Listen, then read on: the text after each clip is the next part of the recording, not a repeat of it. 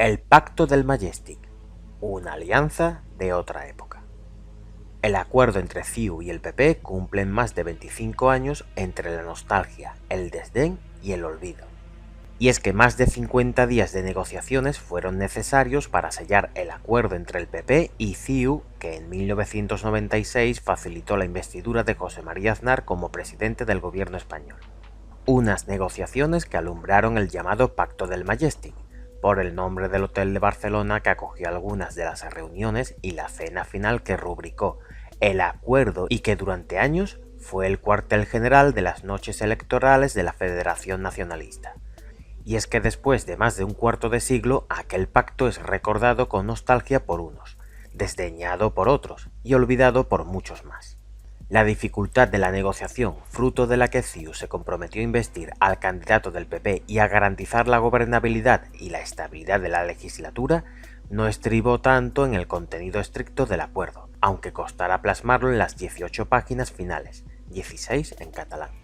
como en la necesidad que tuvieron las direcciones de las dos formaciones de convencer a las respectivas militancias de que se disponían a hacer exactamente lo contrario que habían prometido en la campaña electoral y antes. El PP venía de una larga etapa de acoso al PSOE, la del «váyase, señor González», de la época de los GAL y las escuchas telefónicas del CESID, en la que CiU y especialmente a Jordi Pujol les tocó pagar el pato por el apoyo que le brindaban y se convirtieron en el blanco de toda clase de improperios,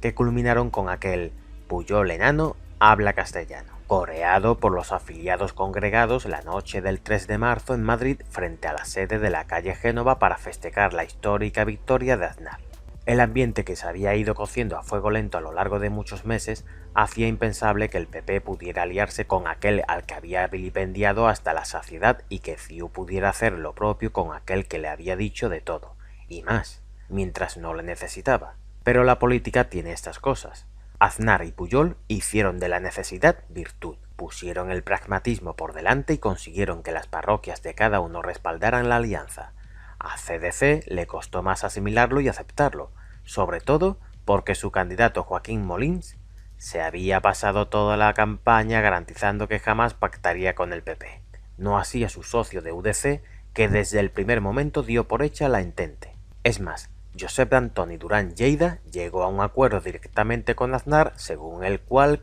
Joan Rigol acoparía la presidencia del Senado, pero el 126 presidente de la Generalitat en persona lo abortó. Pujol, de hecho, los primeros días después de las elecciones hizo esperar al líder del PP. Antes quiso reunirse con Felipe González para despedirse, pero también para conocer cuál sería la actitud del PSOE ante el nuevo pacto que CiU tenía en ciernes, que ya empezaba a vislumbrarse que pasaría por la agitación del fantasma de la ruptura de la cohesión territorial de España. Aquel según el cual el inquilino de la Moncloa de turno siempre realiza más concesiones de la cuenta a los nacionalistas, exactamente igual que había hecho el PP mientras estaba en la oposición. Ahora, en cambio, asumía el hecho diferencial de Cataluña y elogiaba la contribución del nacionalismo catalán a la gobernabilidad de España, exactamente igual que había hecho el PSOE, cuando menos de palabra mientras gobernaba, y encima Aznar hablaba catalán en la intimidad. El presidente de la Generalitat y el del PP se vieron directamente hasta en 3 ocasiones, mientras los equipos negociadores, encabezados por Molins y Rodrigo Rato, iban trabajando. Hubo sus más y sus menos, pero después de muchas reuniones en Madrid y en Barcelona, algunas maratonianas, al final la fumata salió blanca. Era el 26 de abril, el 28 un domingo. Las direcciones de todos los partidos ratificaron a lo largo del día el acuerdo. La Comisión Permanente del PP por aclamación y el Consejo Nacional de CDC con el 80% de los votos a favor, el de UDC con el 86% y solo el 10% en contra. Pujol había conseguido lo que al principio parecía imposible y por la noche firmaba con Aznar el que ha pasado a la historia como el Pacto del Majestic. Y 2 meses después del 3 de marzo, el 4 de mayo, el líder del PP era investido presidente del gobierno español. El PP cumplió en apenas 2 años la mitad del mandato, la totalidad de los compromisos,